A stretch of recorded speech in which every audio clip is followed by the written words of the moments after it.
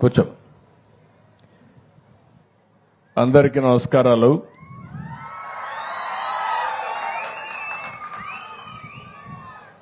ఈరోజు నేను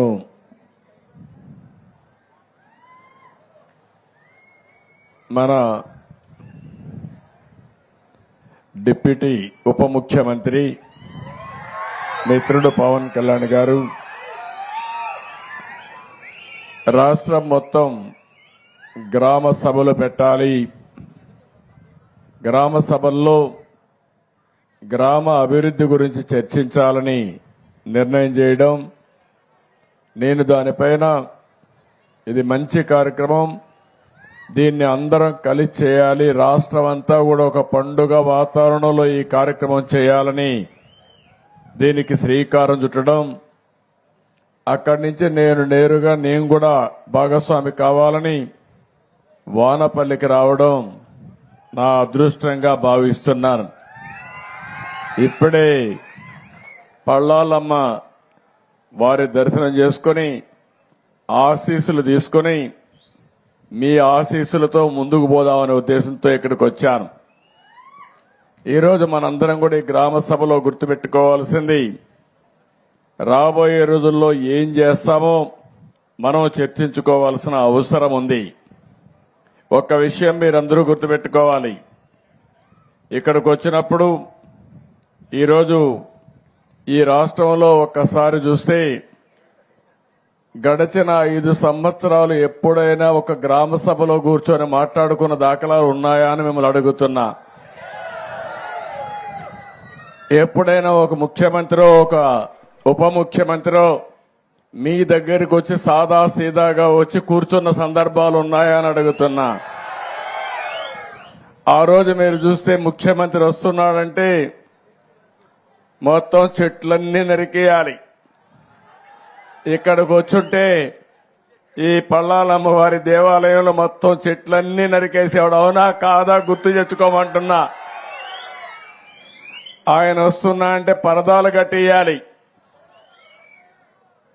అదే సమయంలో అందరి ఇళ్ల దగ్గర అరెస్ట్ చేసేయాలి, ఎవరు బయట రాకూడదు. ఈ ప్రాంతం అంతా స్కూల్స్ అన్ని మూసేయాలి. అన్ని బస్సులు ఆయన మీటింగుల కోసం రావాలి. ఆడవాళ్ళైతే స్వేచ్ఛగా వచ్చి కూర్చొని మాట్లాడుతున్నారు. ఏమమ్మా అప్పట్లో ఎప్పుడన్నా మీలో నవ్వుముఖం చూశానా అని అడుగుతున్నా మిమ్మల్ని అందరినీ. స్వేచ్ఛ ఉందా అని మిమ్మల్ని అడుగుతున్నా. మిమ్మల్ని బలవంతంగా డాక్రా సంఘాలని బలవంతంగా తీసుకొచ్చి పెద్ద పెద్ద మీటింగులు పెట్టి ఉదయం నుంచి సాయంత్రం వరకు మీకు పనిష్మెంట్ ఇచ్చే రోజులవి. ఆ రోజులన్నీ అయిపోయినాయి. ఓసారి నేను చూశాను, వచ్చిన వాళ్ళు వెళ్లిపోతా ఉంటే పక్కన గోతులు తవ్వేవాళ్ళు పారిపోకుండా. ఇది ప్రజాస్వామ్యమా లేకపోతే డిక్టేటర్ స్వామ్యమా నాకైతే అర్థం కావడం లేదు. నేను అందుకని నేను గాని మిత్రుడు పవన్ కళ్యాణ్ గారు వచ్చిన తర్వాత ఒకే మాట చెప్పాం, చాలా స్పష్టంగా ఆదేశాలు ఇచ్చాం. మాది simple governance, simple government, effective governance. పేద ప్రజలకు న్యాయం చేసే పరిపాలన రావాలని పాలనకు శ్రీకారం చుట్టామని చెప్పి కూడా నేను మీకు తెలియజేస్తున్నా. ఈరోజు గ్రామ సభ అంటే మీరే నిర్ణయించుకోవాలి. ఈరోజు మీ అందరి ముందర ఒక ప్రపోజల్ పెడుతున్నాం. అది పెట్టే మునుపు కొన్ని విషయాలు కూడా మనం మాట్లాడుకోవాలి. ఆ విషయాలు మాట్లాడిన తర్వాత ఏం ప్రపోజల్ పెడుతున్నా నేను ఒక్కసారి మీకు చెప్తాను. ఈరోజు ఒకే రోజు 13,220 గ్రామాల్లో ఇదే మరిగా గ్రామ సభలు పెట్టి ఏమేమి కార్యక్రమాలు చేస్తామో నిర్ణయించే రోజు. దాన్ని చూస్తే చాలా సంతోషం కలుగుతుంది. ఈ సభల ద్వారా దీనికి కూడా ఒక రాజ్యాంగంలోని ఆర్టికల్ 243A ద్వారా గ్రామ సభలు పెట్టాలి. సర్పంచ్ పనిచేయాలన్నా గ్రామ సభలో పెట్టి మీ ఆమోదం తీసుకొని పనిచేయాలి. గ్రామ అవసరాలు ఏమున్నాయో అవే చేయాలి తప్ప కాంట్రాక్టుల అవసరాలు లేదంటే సర్పంచ్ అవసరాలు కాకుండా మీ అవసరాలు ప్రాతిపదిక పైన చేయాలనే ఉద్దేశంతోనే ఈ గ్రామ సభలకు శ్రీకారం చుట్టాం. మహాత్మా గాంధీ జాతీయ ఉపాధి హామీ పథకం నరేగా ఈ సంవత్సరం ఈ మీటింగ్ ద్వారా 4,500 కోట్ల రూపాయలకి శాంక్షన్లు తీసుకుంటున్నాం. రాష్ట్రం మొత్తం 87 రకాల పనులకి గ్రామ సభలు ఆమోదిస్తాయి. అవసరమైతే ఇంకా ఎక్కువ డబ్బులు కూడా ఖర్చు పెట్టడానికి అవకాశం ఉంది.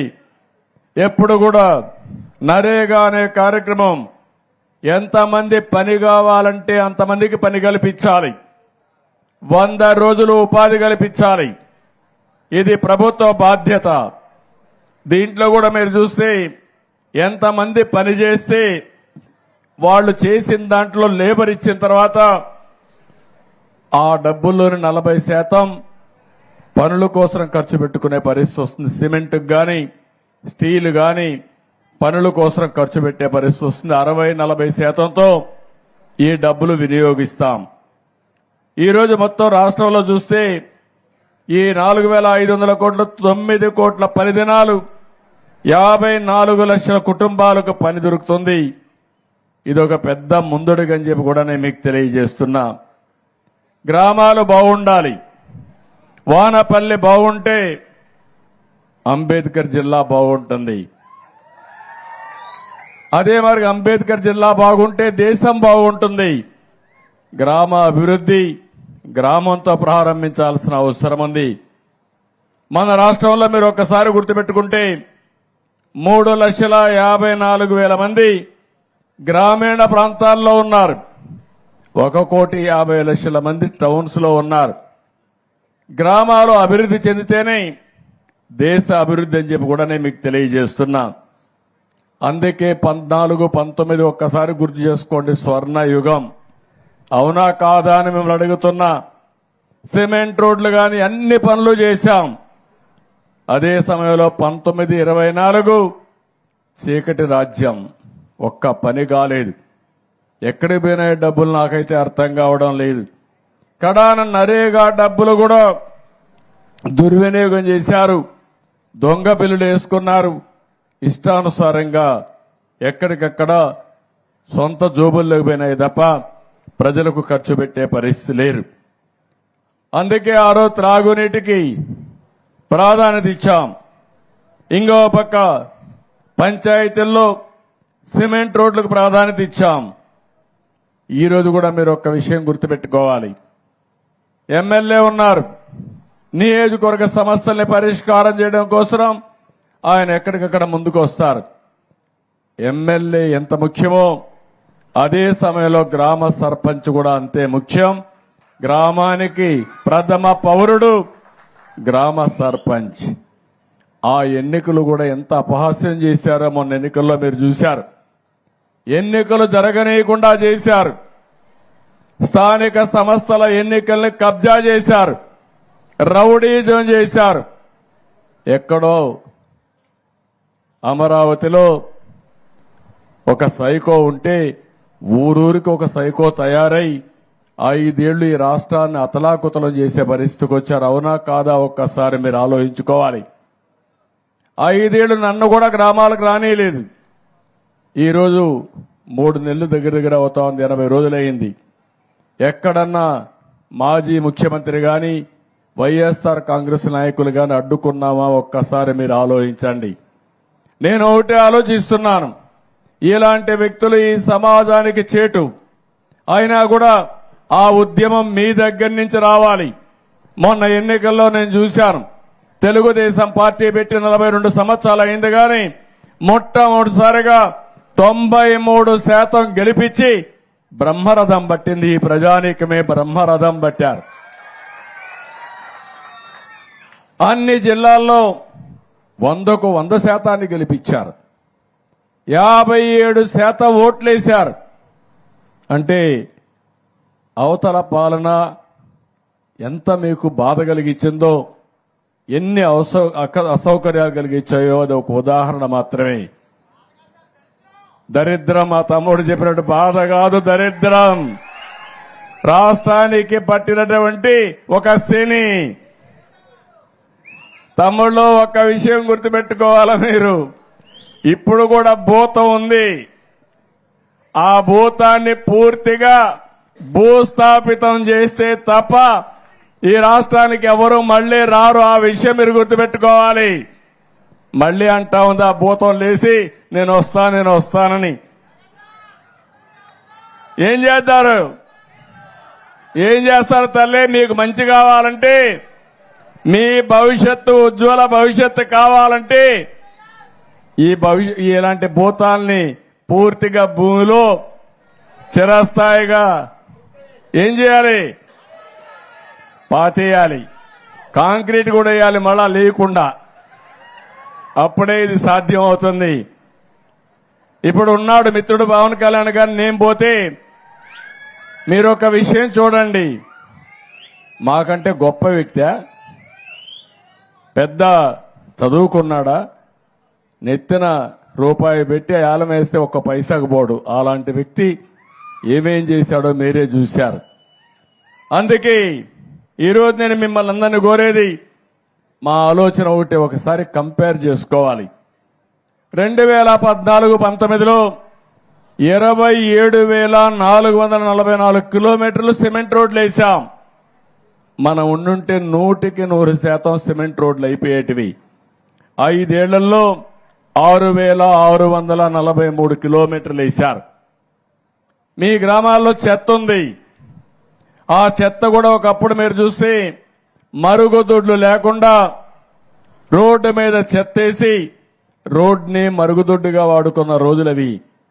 నేను అందుకనే స్వచ్ఛ భారత్లో భాగంగా మా ఆడబిడ్డలు బాధపడకూడదని ఆత్మ గౌరవం పేరుతో మరుగుదొడ్లు కట్టించిన ఏకైక ప్రభుత్వం తెలుగుదేశం ప్రభుత్వం. ఆ విషయం మీరు గుర్తుపెట్టుకోవాలి. అదేవిధంగా చెత్త నుంచి సంపద సృష్టించాలని వానపల్లిలో మీ ఇంట్లోనే వచ్చి చెత్త మీ ఊర్లోనే వేస్ట్ కాంపోస్ట్ కింద తయారు చేసి అది మీ పొలాలకు ఉపయోగించుకుంటే లాభదాయకమని అలాంటి కార్యక్రమానికి శ్రీకారం చుట్టాం.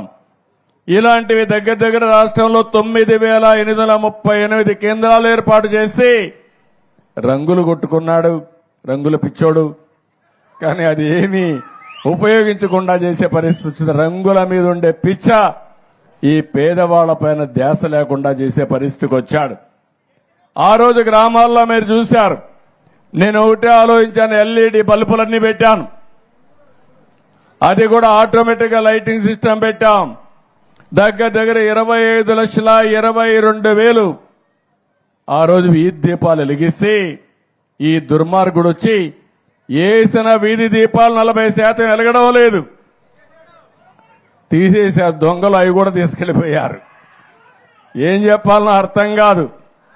అంటే ఇలాంటి పాలన ఈ రాష్ట్రానికి అరిష్టం. ఆ విషయం మీరు గుర్తుపెట్టుకోవాలి. పంచాయతీ నిధులు ఈరోజు ఇక్కడ సర్పంచ్ ఉన్నాడు, ఉత్సవ విగ్రహంగా తయారు చేశారు ఆయన్ని. ఫైనాన్స్ కమిషన్ ఇచ్చే డబ్బులు ఇవ్వకుండా డైవర్ట్ చేసుకున్నారు, వేరే పనులు ఖర్చు పెట్టారు. మేము పవన్ కళ్యాణ్ గారు వస్తానే 990 కోట్ల రూపాయలు మొన్నే రిలీజ్ చేశా, మళ్లీ 1,100 కోట్ల రూపాయలు రిలీజ్ చేయబోతున్నాం. అంటే దగ్గర 2,100 కోట్ల రూపాయలు రాబోతుంది. ఇది కాకుండా నరేగా కింద డబ్బులు వస్తాయి. ఇవన్నీ వస్తే గ్రామాల్లో అభివృద్ధి జరుగుతుంది. గ్రామాల్లో అభివృద్ధి కళ ప్రారంభిస్తామని చెప్పి కూడా నేను మీకు తెలియజేస్తున్నా. పంట కుంటలు 8,97,000 తవ్వాం. 5 ఏళ్లలో ఒకటి లేదు. హార్టికల్చర్ పనులైతే 3,60,000 ఎకరాలకు ఇచ్చాం. 5 ఏళ్లలో 1 ఎకరాకి ఇవ్వాల. ప్రతి ఒక్క దిక్కడ ఏవైతే ఈరోజు మహాత్మా గాంధీ జాతీయ గ్రామీణ ఉపాధి హామీ పథకం ఉందో నోటీస్ బోర్డులు పెట్టాం ఊర్లలో, సోషల్ ఆడిట్ చేశాం, ప్రజా చైతన్యం తీసుకొచ్చాం. 5 ఏళ్లలో ఎక్కడ చేశాడో ఎవడికి తెలియదు, ఎక్కడ భోంచేశారో ఎట్లా అరిగిందో కూడా నాకైతే అర్థం కావడంలా. అలాంటి దుర్మార్గమైన కార్యక్రమాలు చేసే పరిస్థితికి వచ్చారు. ఎన్టీఆర్ జలసిరి కింద 32,693 బోర్లేసి పంప్ సెట్లు పెట్టాం. ఈయన కూడా మాట్లాడి 2,550 పంప్ సెట్లు మాత్రం పెట్టే పరిస్థితికి వచ్చారు. ఆ రోజు మీరు చూస్తే ఓడిఎఫ్కి వెళ్ళాం.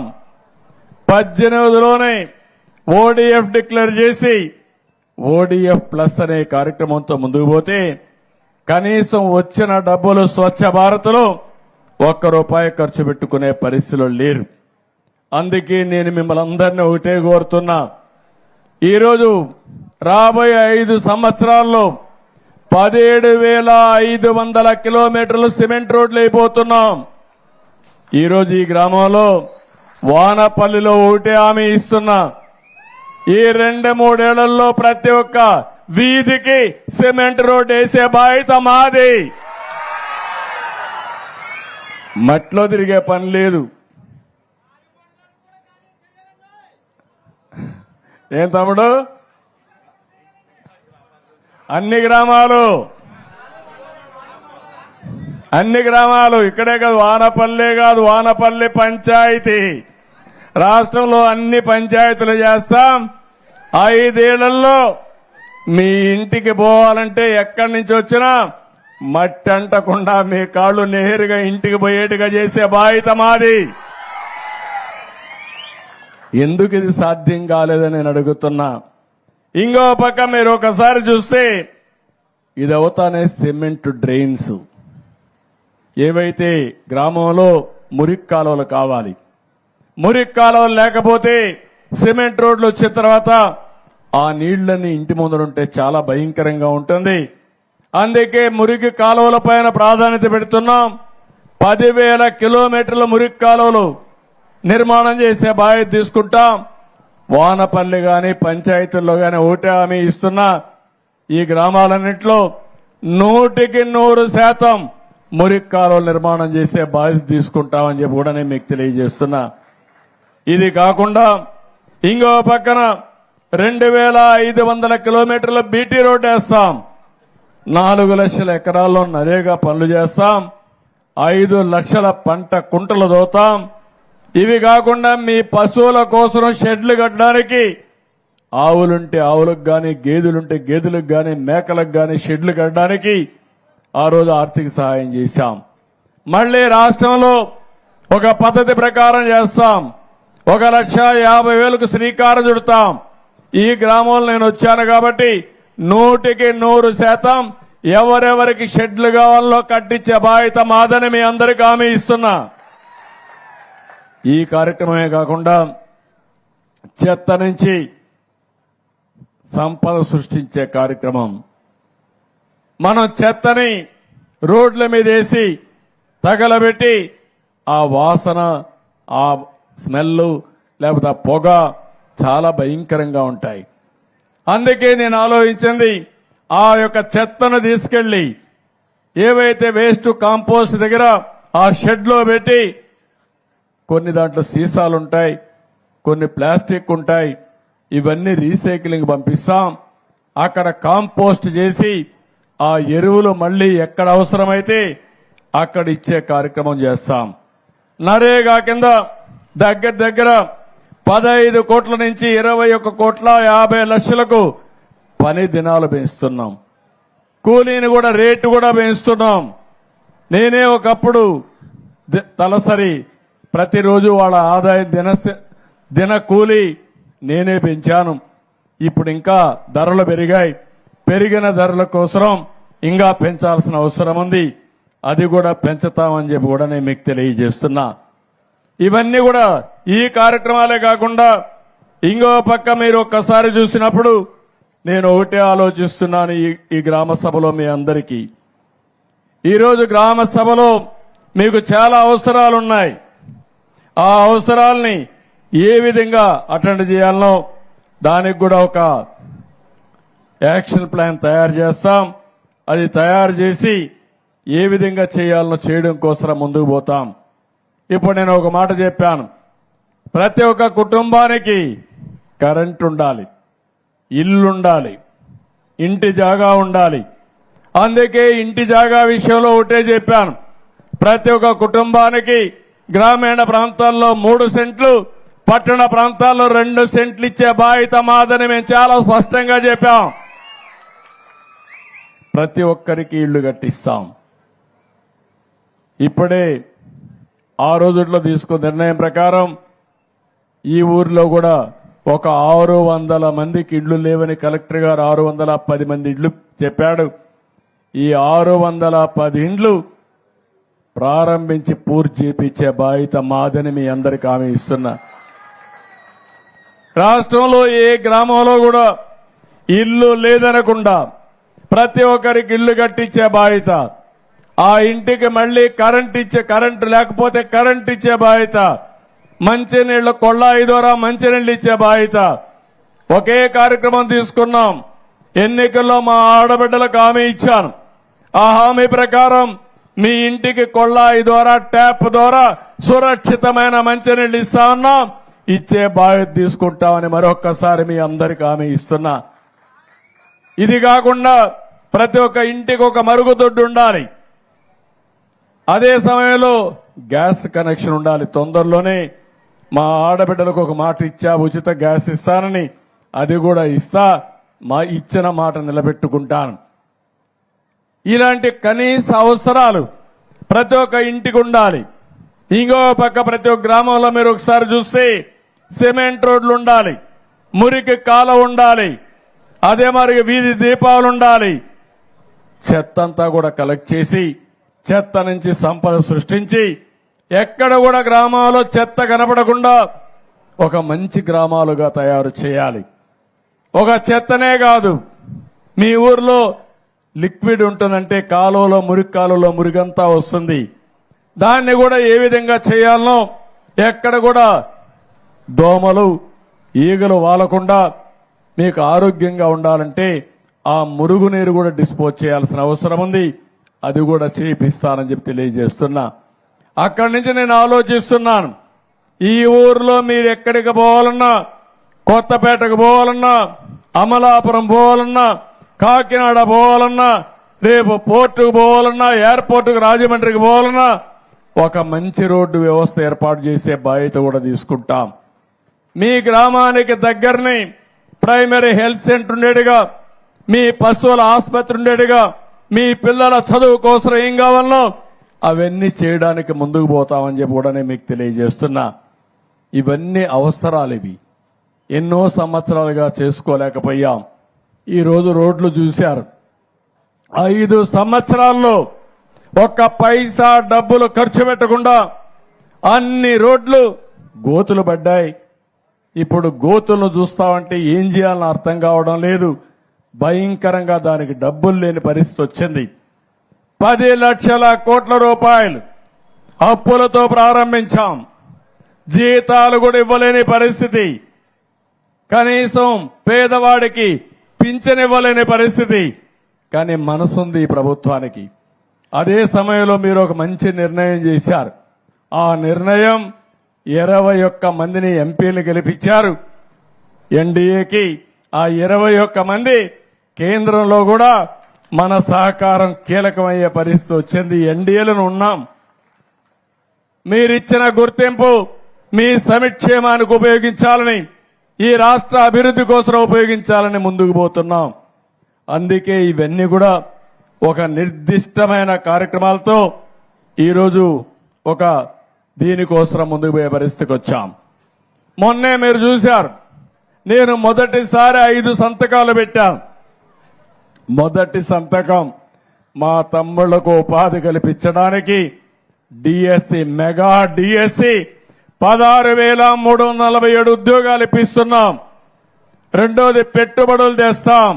నేను ఒక మాట ఇచ్చాను, నా ఆలోచన అంతా ఈ యువతకు ఉపాధి కల్పిస్తే ప్రపంచాన్ని జయించే శక్తి ఈ పిల్లలకుంది, అది చేసి చూపిస్తానని చెప్పి కూడా నేను మీ అందరికీ హామీ ఇస్తున్నా. ఇది కాకుండా రెండో సంతకం ల్యాండ్ టైటిలింగ్ యాక్ట్ రద్దు చేసని పెట్టా. మీరందరూ చూస్తున్నారు. ఇప్పుడు కూడా మీది పట్టాదారు పుస్తకం మీది. మీ నాన్నో మీ తాతో భూమి ఇచ్చాడు. బొమ్మ ఎవరిది? బొమ్మ ఎవరిది అంటున్నా? ఇది న్యాయమా ఇది అని అడుగుతున్నా మిమ్మల్ని. వాళ్ళ తాత ఇచ్చాడా, వాళ్ళ నాన్న ఇచ్చాడా మీకు ఆ భూమి? కాదు. వేస్తే మీ ఫోటో వేయాలి దానిపైన. అందుకే నేను ఒకటే ఆలోచించాను, అది కూడా నిర్ణయం చేశాం. రాజా ముద్రతో మళ్లీ పట్టాదారు పాసు పుస్తకాలకు మీకు ఇచ్చే బాధ్యత మాది. గవర్నమెంట్ ఎంబ్లం ఉండాలి తప్ప వ్యక్తుల పెత్తనం కాదు, వ్యక్తుల అయిష్టాలు కాదు. ఇంకో పక్కన ల్యాండ్ టైటిలింగ్ యాక్ట్ తీసుకొచ్చాడు. అది చూస్తే నాకే భయం వేస్తా ఉంది. నా భూమి కూడా నా పేరుతో ఉండదు ఆ చట్టంగా అమల్లోకి వస్తే.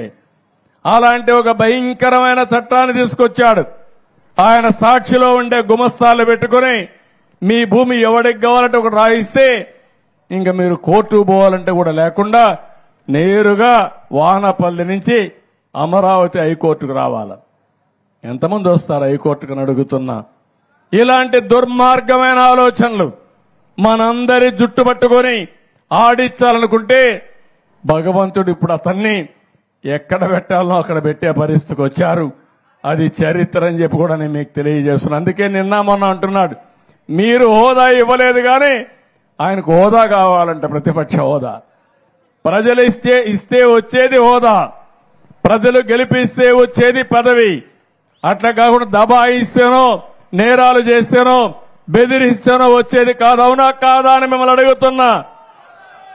ఇలాంటి తప్పుడు పనులతో వచ్చే పరిస్థితికి వచ్చాడు. సామాజిక పింఛన్లు, నేను దానికి ఒక పేరు కూడా పెట్టా.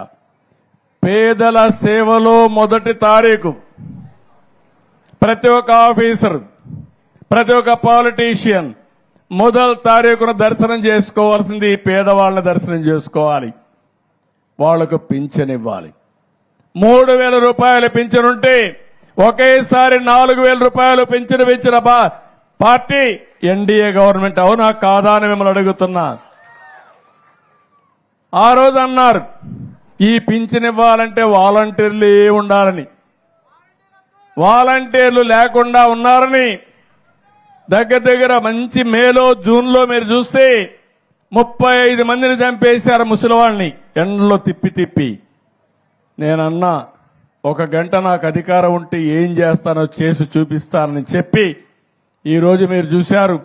తొలి రోజే 99% పింఛన్లు ఇచ్చాం వాలంటీర్లు లేకుండా ప్రభుత్వ యంత్రాంగంతో. అవునా కాదా? అసాధ్యం అని చెప్పి మాయ మాటలు చెప్పారు, అది సుసాధ్యం చేశాం. నేను అందుకని ఎవరైతే వికలాంగులు ఉన్నారో 3,000 నుంచి 6,000 చేశాం. ఇంకో పక్క కొంతమంది పాపం జీవితాంతం సఫర్ అవుతూ ఎయిడ్స్ వచ్చినా కిడ్నీ పోయినా అవస్థ పడితే వాళ్ళకి 10,000 ఇచ్చాం. కొంతమంది లేచి తిరగలేని వాళ్ళకి 15,000 రూపాయలు నెలకు పింఛన్ ఇచ్చిన పార్టీ ఈ ఎన్డీఏ ప్రభుత్వం అని చెప్పి కూడా నేను మీకు తెలియజేసి 15,000 ఇస్తున్నాం. ఎందుకంటే వాళ్ళు తిరగరు, వాళ్ళకు సేవ చేయాలి, వీళ్ళకు కూడా కూలిపోతుంది. అలాంటప్పుడు వీళ్ళని ఆదుకోవాలనే ఉద్దేశంతో 15,000 ఇచ్చాం. నేను ఒకటే చెప్తున్నా, భవిష్యత్తులో కూడా మొదటి తారీఖున మీకు అందరికీ పింఛన్లు ఇస్తాం.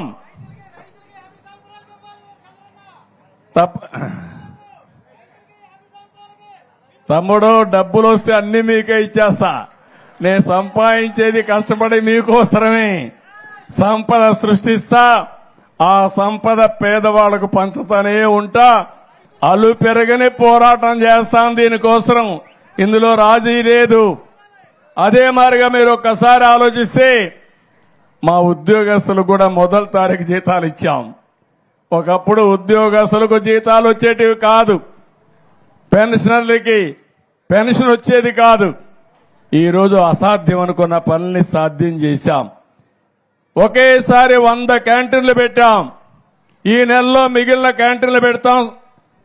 అక్టోబర్లో మొత్తం సెప్టెంబర్లో పెట్టి 203 క్యాంటీన్లు పెట్టి 5 రూపాయల పూటకి 3 పూటలు కలిస్తే 15 రూపాయలకి పేదవాడికి కడుపు నిండా తిండి పెట్టే బాధ్యత మాదని మరొకసారి హామీ ఇస్తున్నా.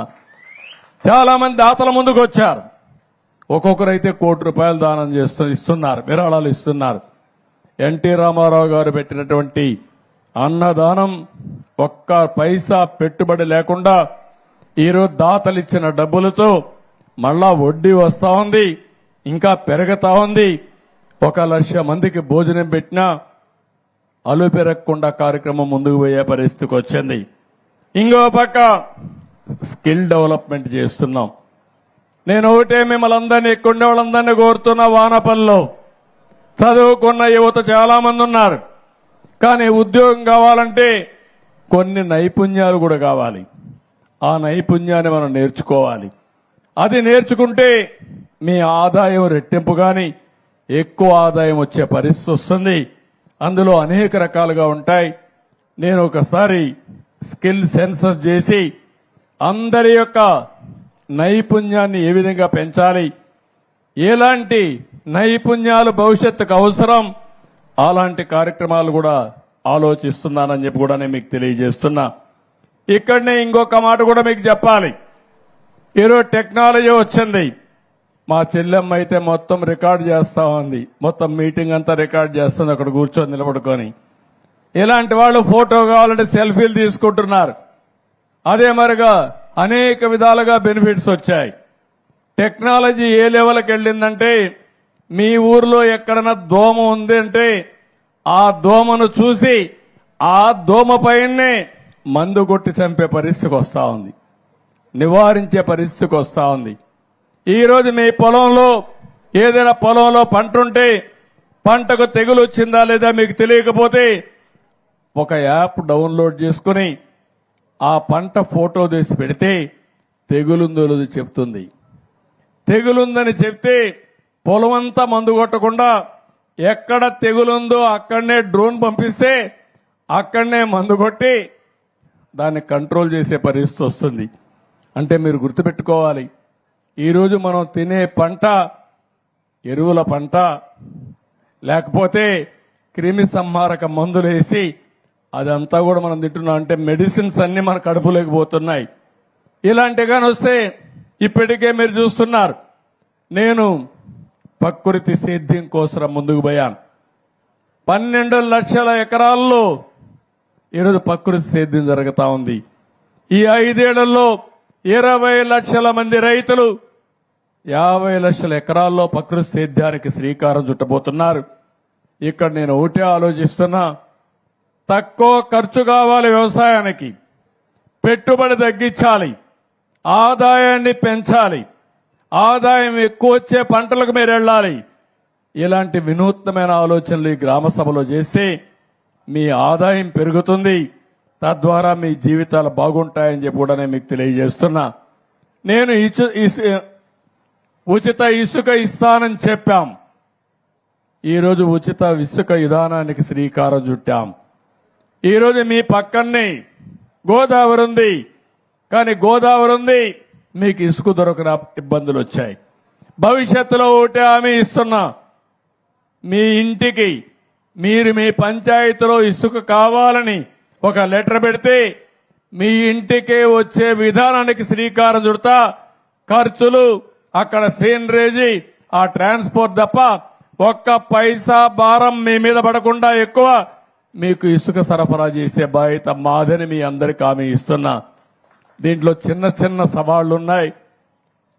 కొంతమంది ట్రాన్స్పోర్టర్లు కోరుతున్నా, మీరు కూడా గుర్తుపెట్టుకోవాలి, మీ వ్యాపారాలు జరగాలి కానీ పేద ప్రజల్ని వేధించే మార్గం ఉండకూడదు.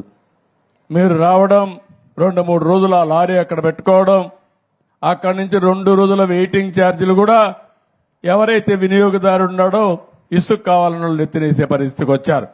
అందుకే నేను ఒకటే మాట చెప్పాను, ఎవరు కావాలన్నా ఇసుక బుక్ చేసుకుంటారు, లారీ వస్తుంది, ఆ లారీలో 1 గంట లోడ్ చేస్తారు, నేరుగా తీసిపి వదిలేసి వస్తారు. ఒక నూతనమైన విధానానికి శ్రీకారం చుట్టాం. సెప్టెంబర్ 11 నుంచి ఈ విధానానికి శ్రీకారం చుట్టి ఇప్పుడు కూడా రిజిస్ట్రేషన్ చేసుకోమన్నాం. రిజిస్ట్రేషన్ చేసుకుంటేనే ఇసుక నేరుగా మీ ఇంటికి వచ్చే విధానం. మీ సచివాలయానికి పోయి మీకు ఎంత ఇసుక కావాలనో ఆ ఇసుక రిజిస్ట్రేషన్ చేసుకుని డబ్బులు కట్టేస్తే నేరుగా లారీతో మీకు వస్తుంది. మీరే లారీ తీసేపోయి తీసుకొచ్చుకుంటామంటే దానికి కూడా మీకు ఒక టోకెన్ ఇస్తారు, మీరే పోయి తెచ్చుకోవచ్చు అని చెప్పి నేను మీకు తెలియజేస్తున్నా. ట్రాక్టర్ అవసరమైతే ట్రాక్టర్ కూడా తీసుకుపోయి మీరే తెచ్చుకోవచ్చు. ఇంకో పక్క ఈ సంవత్సరం వర్షాలు కూడా పడ్డాయి. నిన్న కూడా వర్షం పడింది, నేను వచ్చే వరకు వర్షం పడతా ఉంది, శుభ సూచకం. వరుణ దేవుడు కూడా కరుణించాడు. ఇంకా రాబోయే రోజుల్లో కరువు అనే మాట లేకుండా చేసుకోవడానికి శ్రీకారం చుడుతున్నాం. మీ పక్కనే పోలవరం ఉంది. పోలవరం రాష్ట్రానికి ఒక వరం, కానీ దుర్మార్గుడు వచ్చి అక్కడ పోలవరాన్ని కూడా గోదావరిలో కలిపేశాడు. డయాఫామ్ వాల్ నాశనం అయిపోయింది, కాఫర్ డ్యాములు దెబ్బతిన్నాయి, గైక్ బండ్ దెబ్బతినింది. 2021కి అయిపోవలసిన ప్రాజెక్టు ఈరోజు మొత్తం పడకేసే పరిస్థితి వచ్చింది. మొన్నే 2 సార్లు ఢిల్లీకి వెళ్ళా, కేంద్ర మంత్రిని కన్విన్స్ చేశాం, ఎక్స్పర్ట్ కమిటీ వేశారు. ఈ దుర్మార్గుడు చేసిన పనికి మళ్ళా డయాఫామ్ వాళ్ళు కొత్తది కట్టాల్సి వస్తా ఉంది. కొత్తది కట్టకపోతే ఒకవేళ ఏదైనా ప్రమాదం జరిగితే తూర్పు గోదావరి జిల్లా, పశ్చిమ గోదావరి జిల్లా 2 కూడా మునిగిపోయే పరిస్థితి, కొట్టుకుపోయే పరిస్థితికి వస్తాయి. అందుకని 440 కోట్ల రూపాయలతో ఆ రోజు పూర్తి చేశాం, అది పోయింది. ఇప్పుడు 990 కోట్ల రూపాయల అదనపు భారం పడతా ఉంది. అయినా కూడా పర్వాలేదు, మీ క్షేమం కోసం కొత్త డయాఫామ్ వాల్ ప్రారంభిస్తాం. తొందరలోనే వీలైనంత తొందరలో పోలవరాన్ని పూర్తి చేసి మీకు 3 పంటలు కావాలని మీకు ఇస్తాం. రాష్ట్రానికి మొత్తం నీటి సరఫరా చేసే బాధ్యత ఈ పోలవరం తీసుకుంటుందని చెప్పి కూడా మీకు తెలియజేస్తున్నా. ఇది కాకుండా మొన్నే రైతులకి 1674 కోట్ల రూపాయలు ధాన్యం బకాయిలు చెల్లించాం. భవిష్యత్తులో ఒకటే చెప్తున్నాను, మీరు ధాన్యం ఇచ్చినటువంటి 2 రోజులకు 48 గంటల్లో మీకు డబ్బులు ఇచ్చే బాధ్యత మాదని మీ అందరికీ హామీ ఇస్తున్నా.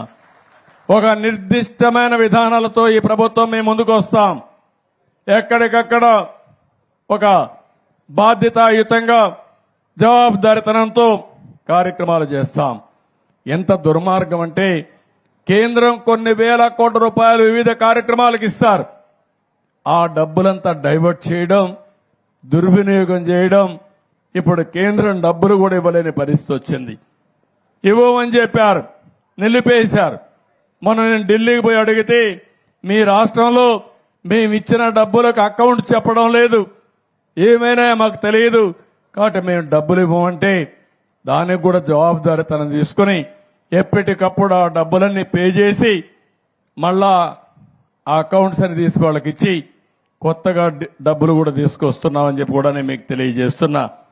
ఇలాంటివన్నీ కూడా మనం చేసి మనం ముందుకు పోయే పరిస్థితికి వచ్చాం. ఇక్కడికి వచ్చినప్పుడు ఒక విషయం మీరు గుర్తుపెట్టుకోవాలి, ఈ గ్రామానికి వచ్చినప్పుడు ఇక్కడ సమస్యలు కొన్ని ఉన్నాయి. ఈ సమస్యల్ని ఇప్పుడే మన వాళ్ళు ఒక 10 కోట్ల రూపాయలకి 16 వర్కులు ఇచ్చారు, మొత్తం పంచాయతీ అంతా.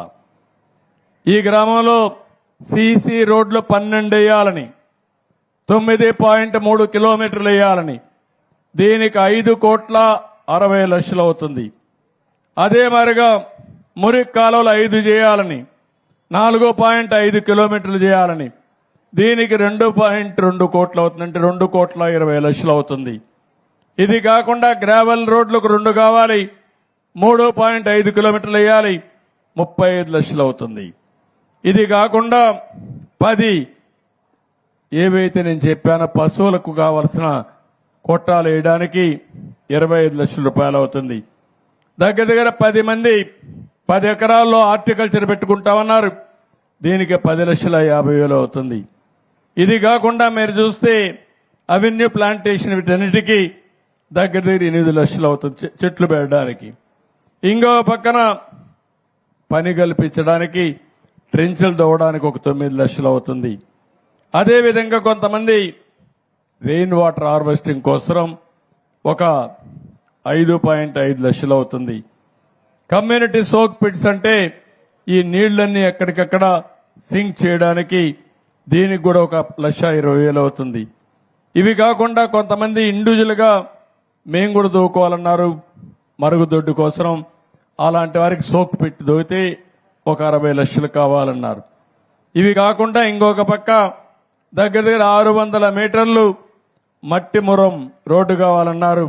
దీనికి కూడా 3,60,000 అవుతుంది. ట్యాంక్ రిపేరుకు ఒక 12 లక్షలు అవుతుంది. కాలువల రిపేరుకి 4,85,000 అవుతుంది. బరియల్ గ్రౌండ్కి మొత్తం ల్యాండ్ చేసి కాంపౌండ్ వాళ్ళు కట్టాలంటే 1,20,00,000 అవుతుంది. అది కూడా ప్రపోజల్ పెట్టారు.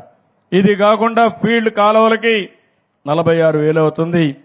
అదే సమయంలో కాంపౌండ్ వాల్స్ కట్టాలన్నారు, 10 లక్షలు అవుతుంది. మొత్తం కలిసి 16 పనులు, మొత్తం దీనికి 10,20,00,000 అవుతుంది. మీరందరూ ఒప్పుకుంటే ఈ సంవత్సరం ఈ 16 పనులు అన్ని గ్రామాల్లో పూర్తి చేసి మళ్ళా నెక్స్ట్ గ్రామ సభకు వచ్చే అవకాశం ఉంటుంది. ఈ పనులు గాని మీరందరూ ఒప్పుకుంటే పూర్తి చేస్తారని చెప్పి కూడా నేను మీకు తెలియజేస్తున్నా. మీరందరూ కూడా చెప్పాల్సిన అవసరం ఉంది. మీ అందరూ కూడా ఆమోదయోగ్యం ఇవ్వాల్సిన అవసరం ఉంది. ఇది కాకుండా ఇంకొక పక్కన మీ గ్రామంలో చూస్తే ఆదాయం కూడా ఎప్పుడు కూడా డబ్బులు కావాలి, నరేగా డబ్బులు వస్తాయి. ఇంకో పక్క మీకు ఫైనాన్స్ కమిషన్ డబ్బులు వస్తాయి. వివిధ రూపేణ క్రమంలో మీ సర్పంచ్ కూడా బాగా పనిచేస్తున్నట్టున్నాడు. 3వ సర్పంచ్ అయినట్టు, ఒకసారి ఆయన భార్య మళ్ళా అయినట్టున్నాడు. అంటే ప్రజాదరణ పొందిన వ్యక్తి పంచాయతీ సర్పంచ్ కావడం సంతోషం. మనిషి సిన్సియర్గా ఉన్నాడు, నీతి నిజాయితీ కనపడొస్తున్నాడు. ఇది శుభ పరిణామం. మీ అందరికీ ప్రొఫెషనల్ ట్యాక్స్ కింద 2,76,111 రూపాయలు వస్తుంది. తలసరి ఆదాయం గ్రాంటు 1,14,480 రూపాయలు వస్తుంది. స్టాంప్ డ్యూటీ కింద 11,81,189 రూపాయలు వస్తుంది. హౌస్ ట్యాక్స్ ప్రాపర్ గా కలెక్ట్ చేసుకుంటే 18,99,711 రూపాయలు వస్తాయి. మామిడి యార్డు మార్కెట్ వేలం వల్ల 5,06,54,350 రూపాయలు వస్తుంది. 15వ ఆర్థిక సంఘ నిధులు 72,84,005 రూపాయలు వస్తాయి.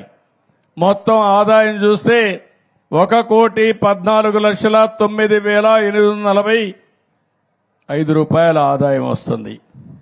కానీ ఊర్లో జనాభా కూడా 12,000 జనాభా ఉంది. పెద్ద గ్రామం, కొన్ని మండలాలు కూడా ఇంతే జనాభా ఉంటాయి. అలాంటి గ్రామం ఇది.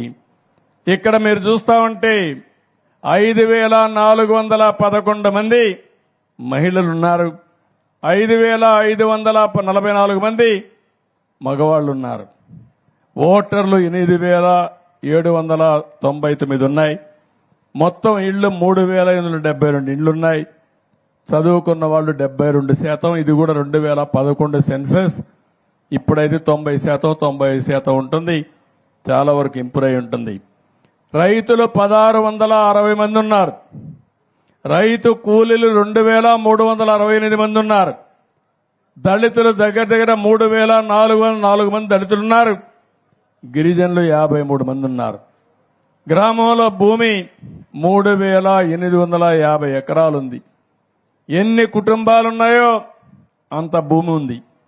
అంటే దగ్గర దగ్గర ఒక్కొక్క కుటుంబానికి 1 ఎకరా ఆవరేజ్ వస్తా ఉంది. ఇది ఈ గ్రామంలో ఉండే ఒక అసెస్మెంట్. ఇక్కడ మీరు చూస్తే సెల్ఫ్ హెల్ప్ గ్రూపులు, డాక్రా సంఘాలు నేనే పెట్టాను. ఓసారి నా ఆడబిడ్డలు నన్ను మర్చిపోయారు, కానీ నేను మాత్రం వాళ్ళని ఎప్పుడూ మర్చిపోలేదు. నా మానస పుత్రిక మా ఆడబిడ్డల డాక్రా సంఘాలని చెప్పి నేను మీకు తెలియజేస్తున్నా. ఎంతో మంది వచ్చారు, ఎన్నో ప్రయత్నాలు చేశారు, కానీ మా డాక్రా సంఘాలను ఏమీ చేయలేకపోయారు. మళ్లీ హామీ ఇస్తున్నా, ఈ ఊర్లో 3,335 మంది 316 సొసైటీలున్నాయి. మిమ్మల్ని పైకి తీసుకొచ్చే బాధ్యత మాదని మరొక్కసారి ఆడబిడ్డలందరికీ హామీ ఇస్తున్నా. ఇళ్లన్నీ ఇప్పుడు చెప్పాను, అవన్నీ కూడా పాతవన్నీ పూర్తి చేసి కొత్తగా ఇస్తాం. ప్రైమరీ హెల్త్ సెంటర్ ఒకటి ఉంది. ఎన్టీఆర్ వైద్య సేవ కార్డులు 1,283 ఉన్నాయి. విద్యుత్ ట్రాన్స్ఫార్మర్లు అయితే 190 దాకా ఉన్నాయి. అయితే ఈరోజు నేను మీ అందరికీ ఇక్కడికి వచ్చినప్పుడు ఇంకొక విషయం కూడా మీకు చెప్పాలి. జీరో పావర్టీ అంటే ఈ ఊర్లో 100% పేదలు లేకుండా వాళ్ళని పైకి తీసుకొచ్చే బాధ్యత తీసుకోవాలి. నేను రాబోయే రోజుల్లో ఒక మిషన్ కింద ఆలోచిస్తున్నాను. టెక్నాలజీ యుగంలో ఉన్నాం, సంపద సృష్టిస్తున్నాం, కానీ సంపద అంతా కొంతమందికి వెళ్తా ఉంది. చాలా మంది పేదరికంలో బాధపడుతున్నారు. అందుకే జీరో పావర్టీ అంటే ఎక్కడా పేదవాళ్లు లేకుండా మొట్టమొదటిసారిగా వాళ్ళపైన శ్రద్ధ పెట్టి కనీస అవసరాలు వాళ్ళకిచ్చి కనీస ఆదాయం సంపాదించే మార్గం చూపించేదానికి శ్రీకారం చుడుతున్నాం. అందుకే ఒక మాట చెప్పాను, బాగా పైకొచ్చిన 10%, కింద నుండే 20% దత్తత తీసుకోవడం, వాళ్ళందరికీ అండగా ఉండడం, వాళ్ళకి ఆదాయం పెంచే మార్గాలు చూపించగలిగితే, ఆ పిల్లల్ని బాగా చదివించగలిగితే పేదరిక నిర్మూలన జరుగుతుంది.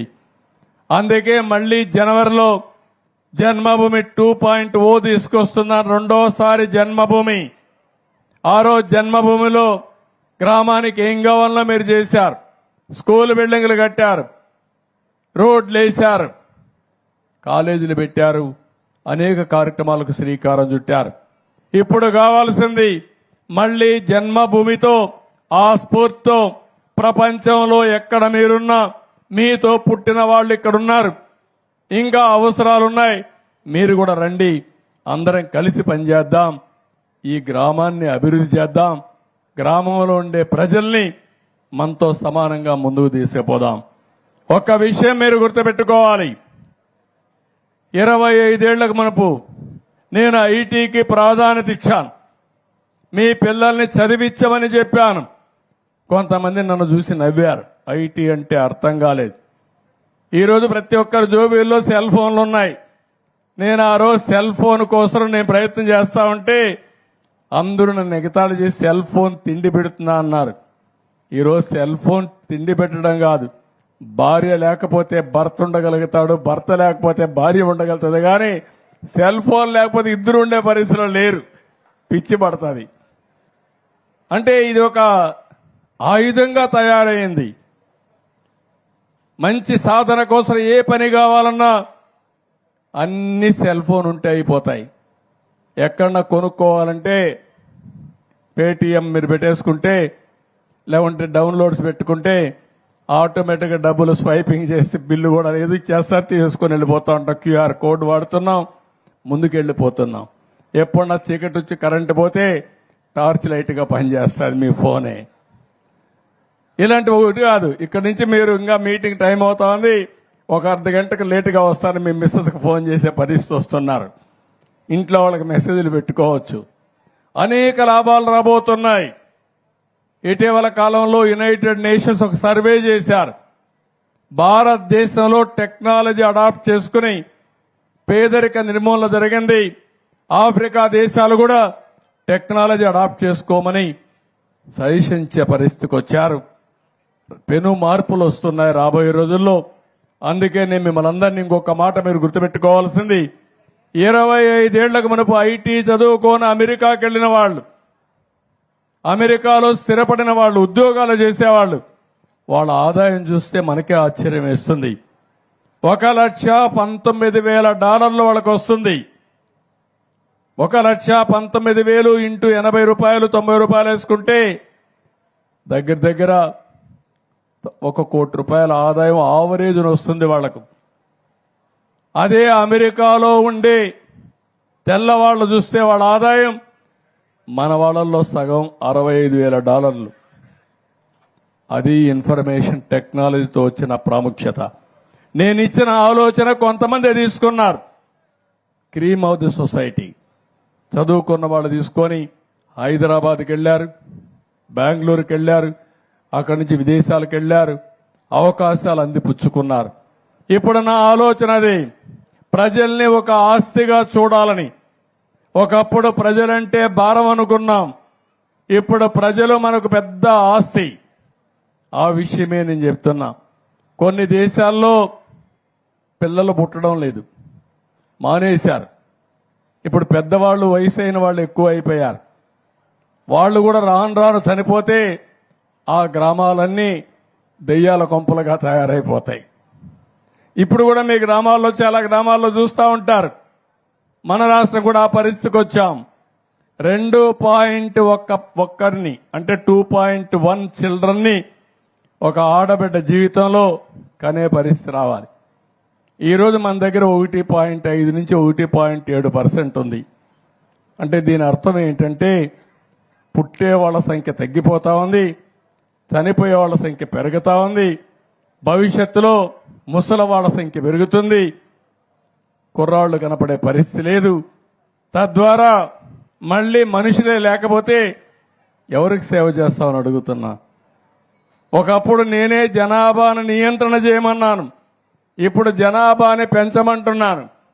అందుకే మొన్న పంచాయతీ ఎన్నికల్లో 2 కంటే ఎక్కువ మంది పిల్లలుంటే వాళ్ళందరికీ ఛాన్స్ ఇవ్వాలని నిర్ణయం చేశాను. రేపు ఎల్లుండి రోజు వస్తుందని చెప్పలేను.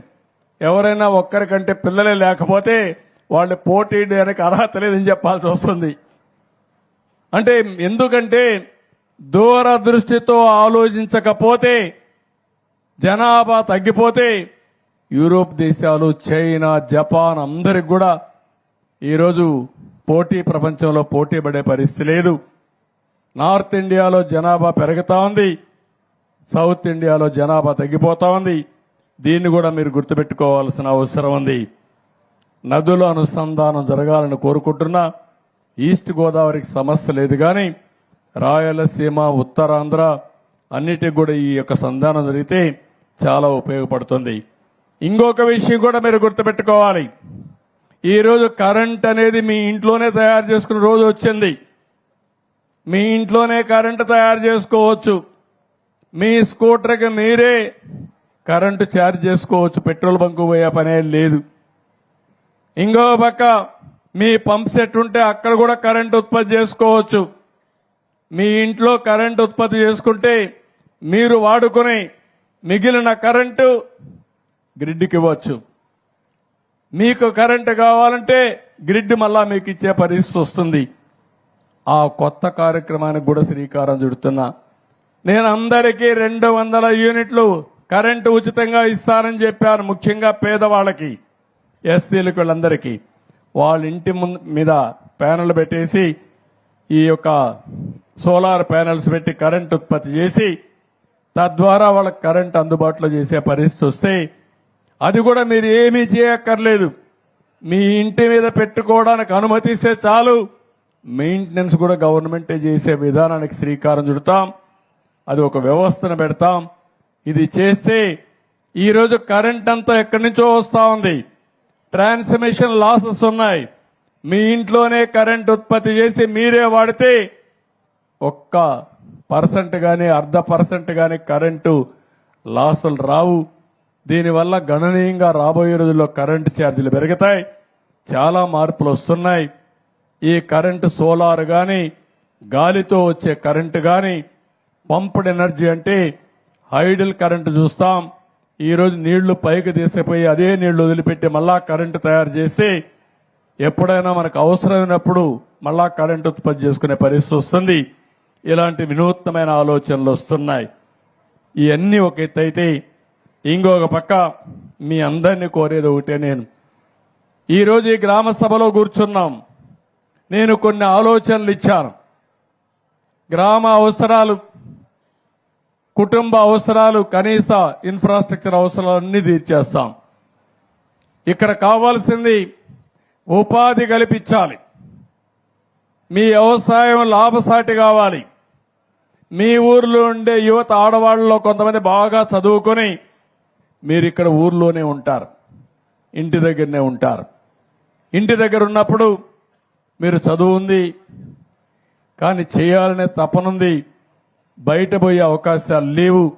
అందుకే ఇంటి దగ్గర నుంచే పనిచేసే అవకాశాలుంటే ఇంటి దగ్గరనే కంప్యూటర్ పెట్టుకొని మీరు పనిచేసే విధానానికి కూడా శ్రీకారం చుట్టాలని నా ఉద్దేశం. అది యువతకు కూడా ఉపయోగపడుతుంది. వర్క్ ఫ్రం హోమ్ తీసుకొస్తాం.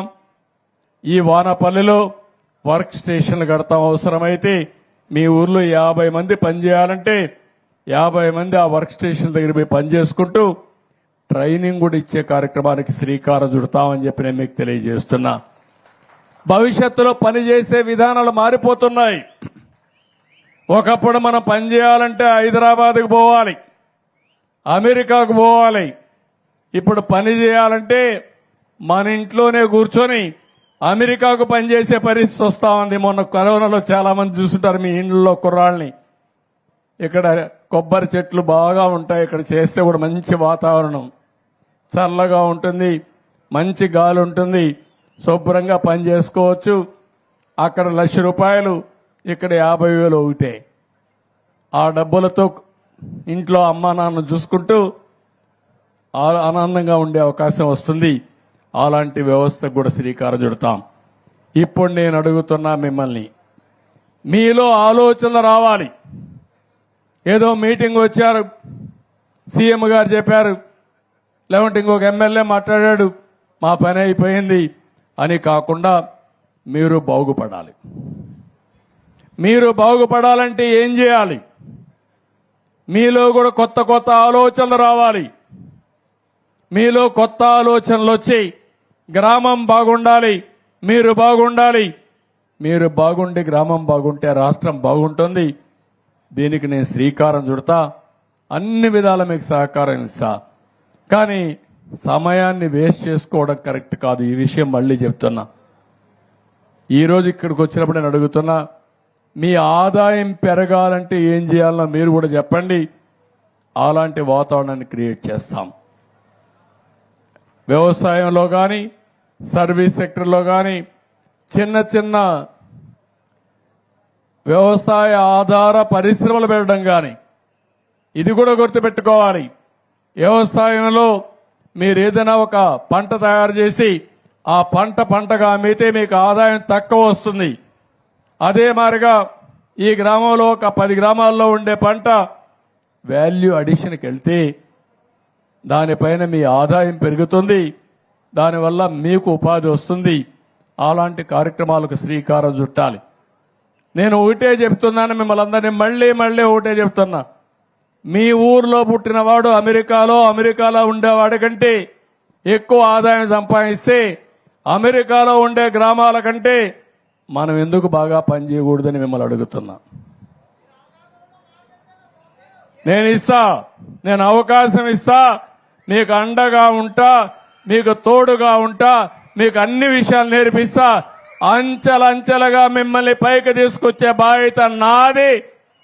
దీన్ని అందిపుచ్చుకునే బాధ్యత మీది. నేను గట్టిగా కూడా చెప్తున్నా, మా తమ్ముడు ఏదో మాట్లాడాలని ఉత్సాహంగా ఉన్నాడు. రా, ఇట్లా మైక్ ఇస్తాను, ఇట్రా మైక్.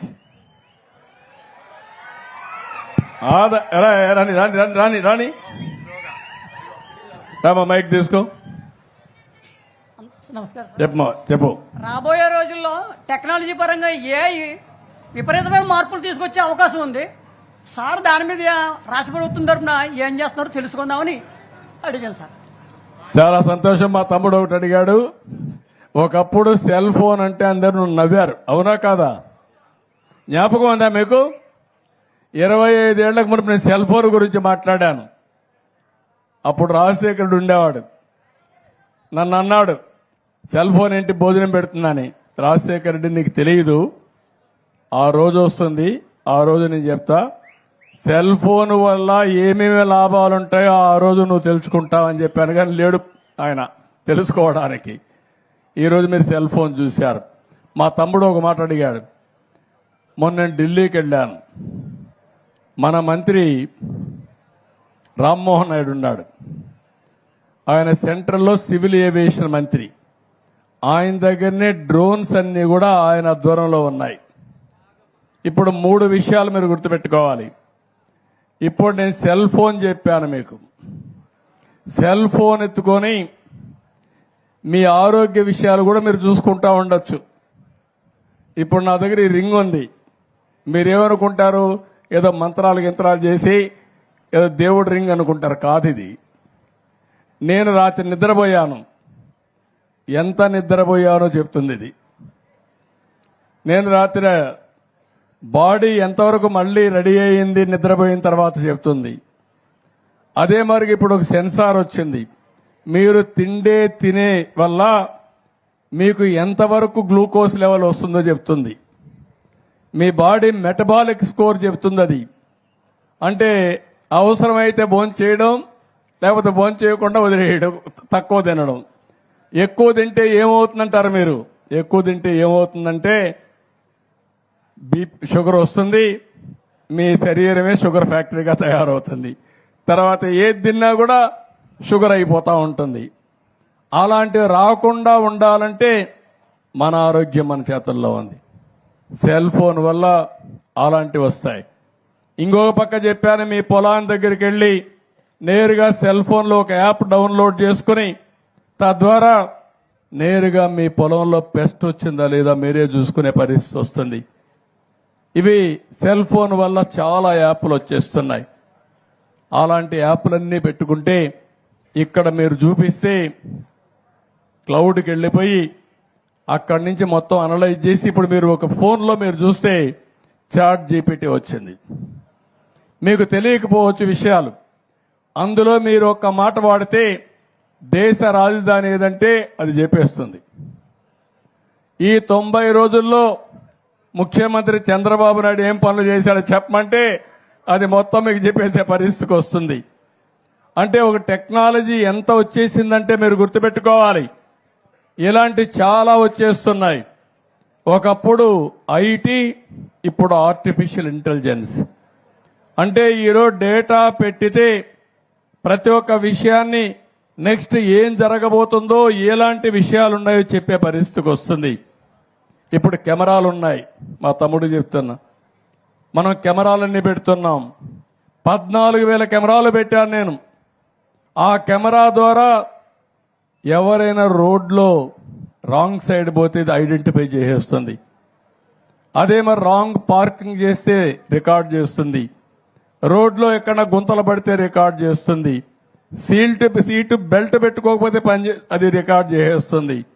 స్పీడ్ ఎక్కువ పోయి యాక్సిడెంట్లు అవుతా ఉంటే ఎక్కడికక్కడ రికార్డ్ చేసి మిమ్మల్ని ఎక్కడ నిలబెట్టక్కర్లేదు, ఫైన్ వేసి మీ ఇంటికి పంపించి ఒకటేసారి. అది కూడా మీరు కట్టకపోతే ఆటోమేటిక్గా రోడ్డు మీదకి వస్తాను ఆ వెహికల్ సీజ్ చేసే అవకాశాలు ఉంటాయి. అంటే నేను ఒక్క విషయం కాదు, అది ఆ విధంగా దొంగలు ఎవరైనా నోటబుల్ క్రిమినల్స్ ఉంటారు, రౌడీ షీటర్స్ ఉంటారు, వాళ్ళ అన్ని కంప్యూటర్లో ఉంటాయి. ఆయన ఎక్కడన్నా షాప్లో పోతే ఆ షాప్లోకి వచ్చారని పోలీసులు తెలిసిపోతుంది. అక్కడి నుంచి రోడ్డు మీదకి వస్తే ఎక్కడున్నాడో చూస్తానే ఐడెంటిఫై చేస్తుంది. తద్వారా పోలీసు వ్యవస్థ కూడా, ఇంతమంది పోలీసులు అవసరం లేదు, అందుకే చెప్తా ఉంటా పోలీసులకు కూడా, పోలీసులు స్మార్ట్ గా పనిచేసే పరిస్థితి రావాలి. విజిబుల్ పోలీసింగ్ ఉండాలి, ఇన్విజిబుల్ పోలీసులు ఉండాలి. ఇప్పుడు అందుకే ఆ తమ్ముడు చెప్పినట్టు డ్రోన్స్ వచ్చాయి. డ్రోన్స్ ఏం చేస్తున్నాయంటే హాస్పిటల్కు మందు కావాలంటే జిల్లా హాస్పిటల్ నుంచి ప్రైమరీ హెల్త్ సెంటర్కి డ్రోన్లో వచ్చి ఇచ్చేసి వెళ్ళిపోతుంది. అదే మరి మీ పొలంలో పంటలో ఎక్కడన్నా పెస్ట్ ఉంటే నేరుగా పోయి చూస్తుంది. అది చూసి పలాంది ఇక్కడనే ఉంది చెప్తుంది. దాని మీదనే మళ్ళీ మందు కొట్టి దాన్ని ఎరాడికేట్ చేసి అయ్యిందా లేదా కూడా రికార్డ్ చేసుకొని మళ్ళా చెప్తుంది. ఎక్కడన్నా మస్కిటోస్ ఉంటే అక్కడికే పోయి అక్కడే మందు కొట్టి మస్కిటోలు దోమలు నివారిస్తుంది. కాబట్టి రాబోయే రోజుల్లో నువ్వు గుర్తుపెట్టుకోవాల్సింది, నువ్వు ఊహించిన పరిణామాలు జరగబోతున్నాయి. ఉపయోగించుకుంటే మనం ఎక్కడికో వెళ్తాం. అది తెలుగువాడి సత్తా, అది ప్రారంభించింది తెలుగుదేశం పార్టీ. ఆ విషయం మీరు గుర్తుపెట్టుకోవాల్సిన అవసరం ఉంది. దీనికి ఒక ఆర్కిటెక్చర్ తయారు చేస్తున్నాను. మా ఆఫీసర్లు కూడా నేను వాట్సాప్ గ్రూపులు పెడుతున్నా. అంటే ఎక్కడన్నా నా దృష్టికి ఒక పని వస్తే, ఒక నెగటివ్ వస్తే నేను సీఎంఓలో పెడితే, సీఎంఓలో మంత్రి వరకు పెడితే, మంత్రి కలెక్టర్కి కానీ కన్సర్న్ లాస్ట్ మైలు చెప్పి 1 గంటలో చర్యలు తీసుకున్నట్టుగా వచ్చేస్తున్నాయి. అంటే ఇంకేమి ఎక్స్క్యూజ్ లేదు. ఇలాంటి వేరియస్ వ్యవస్థలను క్రియేట్ చేసి, అయితే అర్థం చేసుకోవాలి, ఇది చెయ్యాలంటే కొంచెం టైం పడుతుంది. నేను మళ్ళీ ఎక్కువ ఫోర్స్ చేస్తే అందుకే ఒక మాట అన్నా 95 CBN అన్నా 95 CBN అన్నా. అప్పుడు నేను ఇప్పుడు రాబోయే రోజుల్లో కూడా ఎక్కడ సమస్య ఉంటే అక్కడికే వస్తా, సర్ప్రైజ్ ఇన్స్పెక్షన్కి అక్కడికే వచ్చి సమాధానం అడుగుతా మా ఆఫీసర్ని. అలాంటి విధానానికి శ్రీకారం చుడదాం. ఇవన్నీ సాధ్యం. నేను ఎందుకు మీకు ఒక మాట చెప్తున్నానంటే, మొన్న కూడా నేను ఒక మాట చెప్పాను మీ అందరికీ నీతి ఆయోగ్ మీటింగ్లో. 2047 భారతదేశం నెంబర్ 1 గానే నెంబర్ 2 అవుతుంది. 2029కి ప్రపంచంలో భారతదేశం 3వ స్థానంలోకి వస్తున్నాం. బాగా పనిచేస్తే నెంబర్ 1కి వస్తాం. ఆంధ్రప్రదేశ్ రాష్ట్రం భారతదేశంలో నెంబర్ 1గా ఉండాలి. ప్రపంచంలో ఇండియన్స్ నెంబర్ 1గా ఉంటారు. అందులో తెలుగువాడు అగ్రస్థానంలో ఉండాలనేది నా లక్ష్యం. దానికోసం పనిచేస్తున్నా. ఇప్పటికే ప్రపంచంలో తలసరి ఆదాయంలో ఎక్కువ సంపాదించేవాడికి ఎవరంటే దానికి చిరునామా తెలుగువాడు. ఎన్నేండ్లు? 25 ఏళ్ళు. హైదరాబాద్ ఎప్పుడు ప్రారంభించాం తమ్ముళ్ళు? 95 కదా. 95కు ముందు 95 తర్వాత వ్యత్యాసం ఉందా లేదా అని మిమ్మల్ని అడుగుతున్నా. వానపల్లి ఎందుకు తయారు చేసుకోవాలా మరిగా? ఏంటి మనం తక్కువ? కానీ తక్కువ కాదు, కానీ మీ ఆలోచనలో తక్కువగా ఉంది.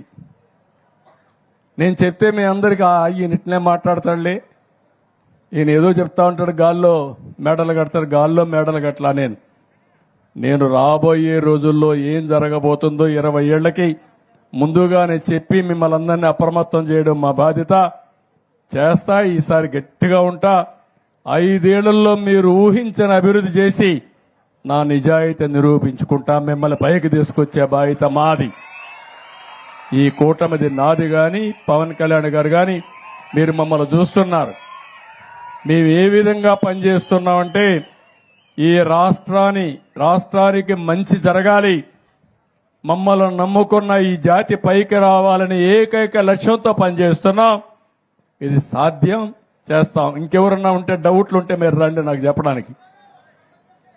చెప్పు, ఇట్రా, నువ్వు రా, ఎగిరెగిరి పడుతున్నారమ్మా. ఇంకెవరన్నా ఉంటే మాట్లాడండి. గ్రామ సభలో మీకు కావాల్సిన పనులు చెప్పండి, లేకుంటే మీ ఆలోచనలు చెప్పండి. గ్రామాన్ని ఎట్లా బాగు చేస్తాం చెప్పండి. మేధావులు ఎక్కడో ఉండరు, మనలోనే ఉన్నారు మేధావులు. కానీ ఆ మేధోశక్తిని ఉపయోగించుకోవడం మనందరి బాధ్యత. ఆ తమ్ముడికి రా, తమ్ముడు.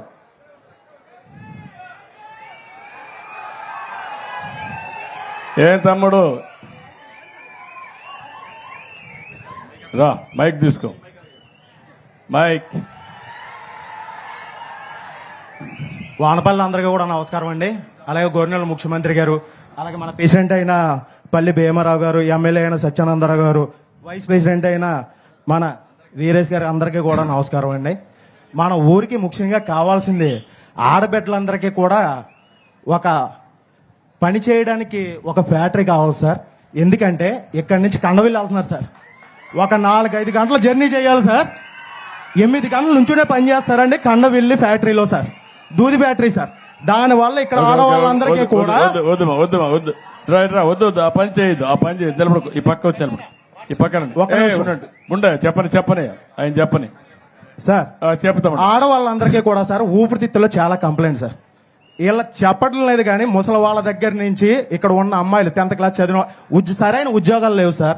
ఉద్యోగాలు లేక కండవిల్లి ఫ్యాక్టరీలో నానా ఇబ్బందులు పడుతున్నారు సార్. మా ఊరు వాడవాళ్ళు కానీ కొత్తపేట, వానపల్లి గ్రామ పంచాయతీలో ఉన్న వాళ్ళందరూ కూడా నరకం అనిపిస్తున్నారు సార్. ఇక్కడ నుంచి 3 షిఫ్ట్లు సార్. ఎలా అంటే పొద్దున్నే 4 గంటలకు లేచి 6 గంటలకు బస్సు ఎక్కాలి సార్. 6 గంటలకు వెళ్తే అక్కడికి వెళ్ళేటప్పటికి 7-8 అవుతుంది సార్. 8 గంటల నుంచి మళ్ళీ తిరిగి వచ్చేవారు కూడా నుంచునే పని చేయాలి. ఇక్కడ ఉన్న ఆడవాళ్ళందరూ కూడా అదే పరిస్థితి. అలాగే మా రైతన్నలు సార్, ముఖ్యంగా మా గోదావరి నియోజకవర్గానికి వెన్నుముక్క అయినటువంటి రైతన్నలందరూ కూడా గోదావరి వస్తే నిజంగా ఎంత నాశనం అవుతున్నారంటే, ఏ ప్రభుత్వం ఈ 5 సంవత్సరాల్లో కూడా ఏ ప్రభుత్వం పట్టించుకోలేదు. వైఎస్ఆర్సీపీ ప్రభుత్వం మా గోదావరి దగ్గర నుంచి వీడియోలు మీరు చూసారో లేదో తెలియదు సార్. ఇక్కడ వరకు కూడా మునిగిపోయి నరకం అనిపించారు సార్. ఎందుకంటే మాది కిల్లికొట్ట అక్కడే సార్, ఏడుకొట్ట మీద. మా గోదావరి రైతులందరూ కూడా మా దగ్గరకు వస్తారు కాబట్టి చెప్తున్నాను. అలాగే ఇంకో విషయం, ఇక్కడ ఉన్న ఆటో యూనియన్ సార్ నా ఈ ఆటో యూనియన్ పేషెంట్ సార్. నా పేరు రేజ్ నాయుడు. అలాగే మీరు ముఖ్యంగా ఆడవాళ్ళందరికీ కూడా ఫ్రీ బస్ పెట్టారు సార్.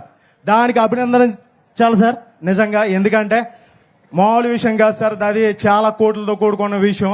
మా ఆడవాళ్ళ అక్క చెల్లెములు అందరూ కూడా చాలా బాగుండాలని మీరు ఈ పథకం పెట్టారు సార్. అలాగే మా ఆటో యూనియన్ దగ్గర దగ్గర ఒక 5 లక్షల మంది సార్ తూర్పుగోదావరి జిల్లాలో. 5 లక్షల మందికి కూడా మీరు ఏదోలాగా, ఎందుకంటే మామూలుగా ఏదో 10th ఫెయిల్ అయ్యో లేకపోతే ఏదో చేసో కాదు సార్. ఖచ్చితంగా డిగ్రీ చదువుకున్న వాళ్ళు కూడా ఆటో తోలుకుంటున్నారు సార్. అలాగే ఇక్కడ జరిగిన ఒక 5 సంవత్సరాలు మీకు నరకం చూపెడతాను సార్. నిజంగా ఈ 5 సంవత్సరాలు నరకం చూపెడతాను సార్. 5 సంవత్సరాలు నరకం చూపించారు సార్. ఏమండి, ఇక్కడ ఉన్న జనసేన కార్యకర్తలు కానీ, జనసేన అభిమానులు కానీ, తెలుగుదేశం కార్యకర్తలు కానీ, తెలుగుదేశం అభిమానులు కానీ, మీరు చెప్పారు కదా సార్ అక్కడ ఎంతమంది మీద కేసులు ఉన్నాయని. ఇక్కడ ఉన్న వాళ్ళ దగ్గర దగ్గర యువత, కోప యువత కానీ, బీసీ యువత కానీ, ఎస్సీ యువత కానీ, మొత్తం యువత అందరి మీద కూడా చాలా మంది కేసులు ఉన్నాయి సార్. అది గౌరవనీయులు సత్యనంద గారికి కానీ, అలాగే వీరేష్ గారికి కానీ అందరికీ తెలుసు సార్. అలాగే ఆ కేసుల దగ్గర నుంచి కూడా మీరు మా వాళ్ళందరినీ కూడా వినిపించాలని కోరుకుంటున్నాం సార్. ఇప్పుడు నేను అడిగిందని చెప్పను. ఇంకో విషయం సార్, ఒక సెకండ్. ఇక్కడ పార్క్ పెట్టండి సార్. ఏది ఏం పెట్టాలో పార్క్ సార్. ఎందుకంటే మా పల్లెలమ్మకు ఇంకో పేరు సార్, ప్రకృతి మాత అండి. ప్రకృతి మాత ఆవిడకి అక్కడ ఇదంతా కూడా పల్లాలమ్మ గారికి కలెక్టర్ ఉండు హరీష్, నువ్వు ఉండు కాసేపు ఉండు, నువ్వు ఓపిక పట్టు. నాకు తెలుసు, నాకు ఎట్లా చేయాలి నాకు తెలుసు, ఓపిక పట్టు.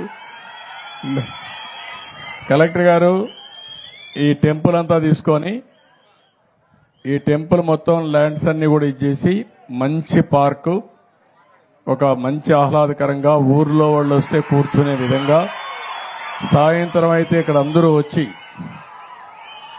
దేవుని సేవలోనే కాకుండా నేచర్ ప్రకృతి సేవలో తన్మయత్వం పొందే విధంగా తయారు చేయండి. దానికి ఎంత డబ్బులు కావాలని ఇస్తాం, దానికి వర్కౌట్ చేసి ఇమీడియట్ గా శ్రీకారం చుట్టండి. రెండోది, ఎక్కడికి పోయి పనిచేస్తారు మా లేడీస్ అంతా? ఎక్కడికి? రావులపాలెం అవతల Kandavilli sir, Kandavilli factory sir, దూది ఫ్యాక్టరీ సార్. ఏ ఫ్యాక్టరీ? దూది ఫ్యాక్టరీ సార్. దూది ఫ్యాక్టరీ అండి, రవలి స్పిన్నర్స్, స్పిన్నింగ్ మిల్సా? చాలా ఇబ్బంది పడుతుంది సార్. చాలా మందికి ఊపిరితిత్తులు కంప్లైంట్ ఉంది సార్. అలాగే వచ్చి కూర్చున్నారే కానీ అందరికీ దగ్గు, ఆయాసం చాలా ఉంది సార్. ఇప్పుడు వాళ్ళందరికీ మనం ఏం చేయగలుగుతాం? ఒక యాక్షన్ ప్లాన్ తయారు చేస్తే ఈ ఊర్లో ఉండే ఆడవాళ్ళందరికీ ఇక్కడనే ఉపాధి కల్పించేదానికి ఏం చేయగలుగుతామో దాన్ని కూడా వర్కౌట్ చేద్దాం. అది కూడా చేసి ఇది ముందుకు తీసుకెళ్దాం. రెండోది, ఆర్టీసీ డ్రైవర్లు కూడా ఆదుకుంటాం తమ్ముడు. మా ఆడబిడ్డలకి, ఆర్టీసీ కాదు ఆటో డ్రైవర్లను ఆదుకుంటాం. ఆడబిడ్డలకి ఉచిత బస్సు సౌకర్యం ఇచ్చినప్పుడు ఏదైతే ఆటో డ్రైవర్లు ఉన్నారో, మీరు కూడా చదువుకుని ఉన్నారు, మొన్న మీరు కూడా మాకే ఓట్లు వేశారు, మిమ్మల్ని కూడా ఎట్లా ఆదుకోవాలని ఆదుకోవడం కోసం ప్రయత్నం చేస్తున్నా. తప్పకుండా మీకు న్యాయం చేస్తానని హామీ ఇస్తున్నా. ఒక ఆటో ఏం చదువుకున్నానమ్మా? ఏం చదువుకున్నావు? నాది ఇంటర్ అయింది సార్. ఆటో సార్, నాది auto union leader sir. Auto union leader. But inter అయింది, సామాజిక స్పృహ ఉంది, అంటే 10 మందికి ఏదో మంచి జరగాలని తాపత్రయం ఉంది. 3 సూచనలు ఇచ్చాడు, 3 కూడా అందరూ వద్దు వద్దు అంటున్నారు. మా హరీష్ అయితే చాలు చాలు అంటున్నాడు. చాలు చాలు కాదయా, నీకు ఓపిక ఉండాలా, హ్యూమన్ యాంగిల్ ఉండాలా, మీరందరూ లీడర్లు మారాలా, మారి ప్రజలతో మమేకం కావాలి.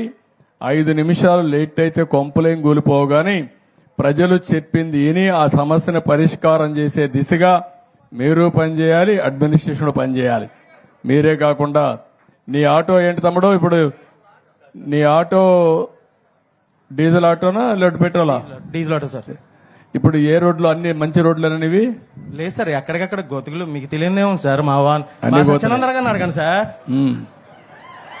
ఇప్పుడు నీ దగ్గర నేను హాస్పిటల్ తీసుకెళ్ళకుండా డెలివరీ అయిపోతుంది సార్. ఎలక్ట్రికల్ ఆటో ఇప్పిస్తే నువ్వు దాంతో తక్కువ ఇది చేసుకోగలుగుతావా? పోతుంది ఇప్పుడు అంటే గోతులు ఎక్కువ ఉంటే? గోతులు ఎక్కువ ఉంటే ప్రాబ్లమ్స్ ఎక్కువ వస్తాయి సార్ ఎలక్ట్రిక్ ఆటో. ఇది అయిపోయి మళ్ళా నీతో మాట్లాడతాను, నీకేం చేయాలో చూస్తాను. ఓకే, నీతి నిజాయితీ సంతోషం.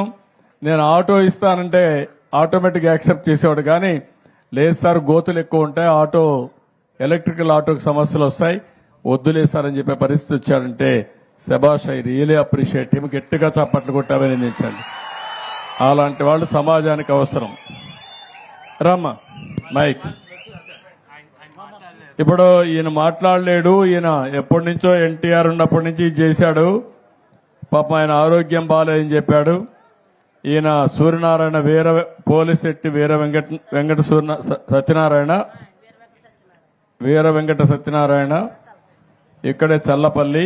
ఈ ఊరు కదమ్మా? ఈ ఊరు కదండి, చల్లపల్లి నుంచి అండి. ఎప్పటి నుంచో ఓకే. మిమ్మల్ని చూడాలని ఆశ. అమలాపురం దగ్గర అన్నప్పుడు. చల్లపల్లి. ఓకే అమ్మ. ఇప్పుడు అతనికి ఇబ్బంది ఉంది. ఒక 50,000 రూపాయలు ఆర్థిక సహాయం చేస్తాం. ఏం కావాలమ్మా? నీకేం కావాలని అడుగుతున్నా? పిల్లలు మాటలు రాని పిల్లలేనండి, ఆయన మాటలు రావండి. ఇప్పుడు ఏం చేయాలి దానికి? కుటుంబ పోషకారం ఆయన వల్ల ఆయన ఏమీ చేయలేకపోతున్నారు. ఏం కావాలి? అదే మీరు దాని సహాయంతో అదేమ్మా, ఏం చేస్తే అవుతుంది? ఏం చేయాలి? మరి మీకు కొంచెం అగలంగా అయితే ఏమన్నా ఇల్లు కూడా పాడైపోయిందండి, ఇల్లు కూడా కట్టుకోవాలి. ఒక 1,00,000 రూపాయలు ఇవ్వండి. మళ్ళా 5 నుండి ఇల్లు అవన్నీ కట్టించండి, శాంక్షన్ చేయండి. నేను చేయమండి, ఇల్లు అవన్నీ శాంక్షన్ చేస్తాం. ఒక 1,00,000 రూపాయలు ఇస్తాం. ఓకే ఎప్పుడు ఓకే అమ్మ తల్లి, థ్యాంక్ యూ. ఇంకెవరన్నా ఏమైనా చెప్పే పరిస్థితిలో ఉన్నారా? గ్రామానికి ఒక సందేశం, ఒక ఆలోచన. మీరు ఇచ్చిన పిటిషన్లన్నీ కూడా నేను ఎగ్జామిన్ చేస్తున్నా. ప్రతి ఒక్క పిటిషన్కి సమాధానం చెప్తాను. ఫిర్యాదులన్నీ కూడా మీకు ఏవైతే సాధ్యం, రా తమ్ముడు ఇట్రా, అతను రా, ఏవైతే ఆచరణ సాధ్యమో అన్ని పూర్తి చేస్తాను. ఇంకా తమ్ముడు వచ్చి పైకి వచ్చి మాట్లాడు. పైకి రా ఇట్లా. నా పేరు గంటూ సతీష్ బాబు సార్. మాకు ఉభయ గోదావరి జిల్లాలో మాకు ఇక్కడ నువ్వేం చదువుకున్నామా? నేను ఇంటర్ చదువుకున్నాను సార్. చెప్పమా. మాకు ఇష్ట గోదావరి ఇంకా మా ఇక్కడ గోదావరి ఉందండి. ఇక్కడ జింకలు చాలా మటుకి వందలాది జింకలు ఉన్నాయండి. మరి గోదావరి వచ్చే సమయంలో ఆ జింకలు కొట్టుకుపోతున్నాయి, కొన్ని ఏమో కుక్కలు తినేస్తున్నాయి. ఆ జింకల్ని పరీక్షించాలని మేము చాలా సార్లు నేను 5 స్థానంలో పనిచేస్తున్నాను సార్. నేను రిపోర్టర్ కూడా అండి. ఆ జింకలు ఎక్కడున్నాయి? ఇక్కడ నారాయణ లంక, కేదార్ లంక అని ఈ ప్రాంతంలోనే సుమారు 500-600 జింకలు ఉన్నాయి సార్. కృష్ణ జింకలు అండి, మన జాతి సింహం సార్. కృష్ణ జింకలు సార్. ఆ జింకలో కొట్టుపందని మా యొక్క 5 స్థానంలో కూడా చాలా సార్లు. కాదు, ఈ కృష్ణ జింకల్ని ప్రొటెక్ట్ చేయాలంటే ఏం చేయాలి? ఏమైనా ఐడియా ఉంది నీకు? అంటే నాకైతే లేదు సార్, మీరు దృష్టిలో పెడుతున్నాను సార్. ఆ జింకలు రక్షించి ఇప్పుడు వచ్చే తరానికి అవి చూపిస్తాను. ప్రద్యుమ్న, ఫారెస్ట్ డిపార్ట్మెంట్ కి, ప్రద్యుమ్న నీకే, ఫారెస్ట్ డిపార్ట్మెంట్ కి చెప్పి కృష్ణ జింకలు ఉన్నాయి ఇక్కడ, 500 జింకలు ఉన్నాయి సార్. 500 ఉన్నాయి. దాన్ని ప్రొటెక్ట్ చేయాలి. అవసరమైతే ఈ ఏరియాలో ప్రొటెక్ట్ చేసి రేపు రాబోయే టూరిజం స్పాట్స్ లో ఇంటిగ్రేట్ చేస్తే దాన్ని ఏ విధంగా చేయగలుగుతారో వర్కౌట్ చేయండి సార్. ఇంకొక సార్, మన ఎన్డీఏ కూటమి ప్రభుత్వం ఏర్పడాలని రాష్ట్ర తెలుగు రైతు అధికార ప్రతినిధి ఆకుల రామకృష్ణ గారు, మేము కూడా చాలా నియోజకవర్గాలు తిరిగి మేము చాలా చేసాం సార్. మరి ప్రభుత్వం అధికారంలోకి వచ్చింది, మరి ఆయన కూడా మంచి ఏదైనా ఒక పదవి ఇస్తారని మనస్ఫూర్తిగా కోరుకుంటున్నాను సార్. ఓకే, నేను చూస్తున్నా, అన్ని ఎగ్జామిన్ చేస్తున్నా, న్యాయం చేస్తాం. ఓకే, ఇట్రా తమ్ముడు. ఈ జింకలు చూడండి ఇవి. ఇట్రా, మైక్ తీసుకో. ఏంటి చెప్పు, ఏం చేస్తావు నువ్వు? నేను కొన్నా సార్, ఉన్న సార్ కొన్నా సార్, తెల్లగా సార్ దాగుంది సార్. ఏం కావాలి నీకు? మోటార్ బైక్ కావాలనా? బండి కావాలి సార్, బండి. ఏం చేస్తావు నువ్వు? ఎక్కడికి పోతావు వేసుకొని?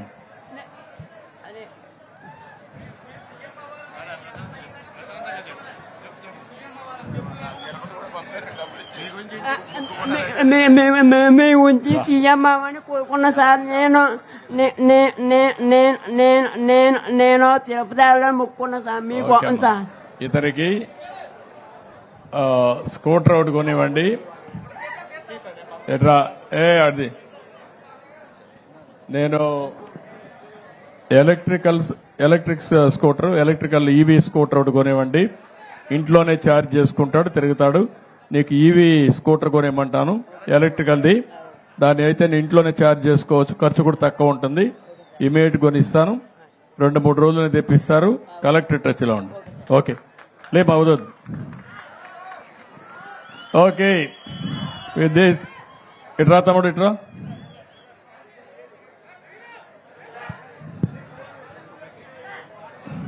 ఏంటి బా, ఏంటి చెప్పు.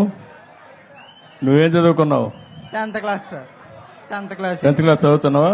ఎట్లా అయిపోయింది సార్. ఏమా అయిపోయింది సార్. ఇప్పుడు ఏం చేస్తున్నావు? ఇప్పుడు ఖాళీ సార్, ప్రస్తుతానికి ఏం చేయలేకపోతున్నాను. ఇంట్లో కూర్చుంటున్నాను సార్. ఎందుకు స్కూల్ పోవడం లేదు? 10th క్లాస్ అయిపోయిన తర్వాత వెళ్ళలేదు సార్. ఇంటర్మీడియట్ ఎందుకు పోలేదు? అంటే ఇంకో పరీక్ష ఉందని ఆగాను సార్. ఏమా? ఇంకో పరీక్ష ఉంది సార్. చదువుకోవాలి కదా, పట్టుదల కూడా ఉండాలి నీకు. ఇప్పుడు ఎట్లా అయింది ఇది? కొత్త కాలనీ జగ్రెడ్ గారి కాలనీలో మెయిన్ వైర్లు తల్లినాయి సార్. అంటే వేరే వాళ్ళ బిల్డింగ్ సెంట్రింగ్ రేకులు వేస్తున్నారు సార్. కిందకి వేసుకోవాలి సార్ ఆడు రేకుల చెడ్డు.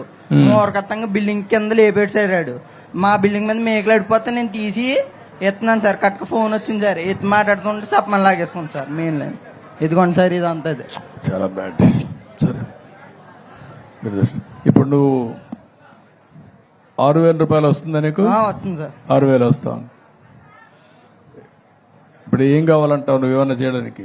నాకు ఎక్కడికైనా దూరాలు వెళ్ళినప్పుడు బ్యాటరీ బండి సార్, నాకు ఏదన్నా చేసుకోవడానికి. ఇతనికి కూడా ఒక స్కూటర్ ఒకటి, ఈవీ స్కూటర్ కొనిచ్చేయండి. సో దట్ నేను ఈవీ స్కూటర్ కొనిమ్మంటాను, నువ్వే ఛార్జ్ చేసుకొని నువ్వు వెళ్ళొచ్చు, నేను చేయమంటాను. నువ్వు కూడా పనిచేసేది నేర్చుకో. నువ్వు కూడా 6,000 వస్తుందని గమ్మున ఇంట్లో కూర్చోవద్దు. నువ్వు కూడా ఇంటర్మీడియట్ చెయ్యి, చదువుకో, జీవితంలో పైకి రావాలి. భగవంతుడు ఏదో మనకి వచ్చింది, ఓసారి కొన్ని సంఘటనలు జరుగుతాయి, జరిగిన తర్వాత నువ్వు సవాలుగా తీసుకొని పైకి రావాలి. వస్తావా? వస్తాను సార్. నాకు నమ్మకమేనా? నాకు మాట ఇస్తావా? మాట ఇస్తున్నాను సార్. ఇంటర్మీడియట్ పాస్ కావాలి, బాగా చదువుకోవాలి, నువ్వు పైకి రావాలి. నీకు చదువుకోవడానికి ఏం కావాలి నేను చేస్తా, సరేనా? ఓకే ఓకే అమ్మా. అందరికీ ఇట్రామ్మా, ఇట్రా. అందరూ రాసివ్వండి, ఆ కాగితాలు రాసేయండి. అన్ని ఇక్కడ చేయలేం కానీ రాసేయండి. ఏంటమ్మా, ఏంటి చెప్పు.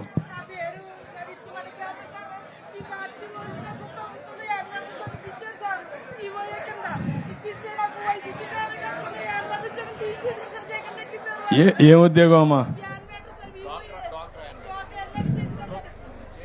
అది చేద్దాం, చేద్దాం, చేద్దాం. ఏమి ఇమ్మంటాం? వద్దాం, వద్దాం, వద్దమ్మా, వద్దాం. పర్లేదు మాట్లాడదు. ఓకే అమ్మా, ఓకే. అందరికీ ఉండు. అందరికీ విజ్ఞప్తి, నేను వచ్చినప్పుడు మీరంతా కూడా స్ఫూర్తిదాయకంగా అందరూ ముందుకొచ్చి చాలా విషయాలు చెప్పారు. కానీ ఇప్పుడు ఒకరిద్దరు వ్యక్తిగత సమస్యలు కూడా నా నోటీస్ ఇచ్చారు, కొన్ని పిటిషన్లు కూడా ఇచ్చారు, ఫిర్యాదులు చేశారు. అన్ని కూడా పరిష్కారం చేయడానికి అన్ని విధాల ప్రయత్నం చేస్తాం. ఈ గ్రామ సభ ద్వారా ఇప్పటికైతే మీరందరూ ఒక 10 కోట్ల రూపాయల పనులన్నీ ప్రారంభించబోతున్నాం. గ్రామంలో ప్రతి ఒక్క ఇంటికి కరెంటు కానీ, ఇల్లు కానీ, ఇంటి జాగా కానీ, మరుగుదొడ్డి కానీ, లేకపోతే మీకు కావాల్సిన వంట గ్యాస్ కానీ ఇచ్చే బాధ్యత మాది, అది చేస్తాం. ఇంకొక గ్రామ అవసరాలు కూడా తీరుస్తాం. ఇక్కడి నుంచి కనెక్టివిటీ కూడా ఏం చేయాలో అన్ని ఆలోచిస్తాం. అయితే ఇక్కడ కావాల్సింది మీరు పైకి రావడానికి, మీ ఆదాయం పెరగడానికి, ఇక్కడ పనులు చేసుకోవడం, పక్క గ్రామాల్లోకి పోయి పనులు చేయడమే కాకుండా మీ గ్రామంలోనే ఉండి 10,000 జనాభా కాబట్టి ఇది ఒక అభివృద్ధి కేంద్రంగా తయారు చేసి మీరు పైకి రావడానికి ఏమేం చేయగలుగుతారో ఆలోచించండి. నేను కూడా ఆలోచిస్తా, ఒక ప్రణాళిక తయారు చేస్తా. ఆ ప్రణాళిక ద్వారా ఎప్పటికప్పుడు మీ అందరికీ మెసేజ్లు పంపించి తద్వారా మిమ్మల్ని అభివృద్ధి చేసే కార్యక్రమానికి శ్రీకారం చుడతానని మరొక్కసారి తెలియజేసుకుంటూ, ఈరోజు రాష్ట్రం మొత్తం అన్ని పంచాయతీల్లో ఒకే రోజు గ్రామ సభలు పెట్టడం ఒక చరిత్ర.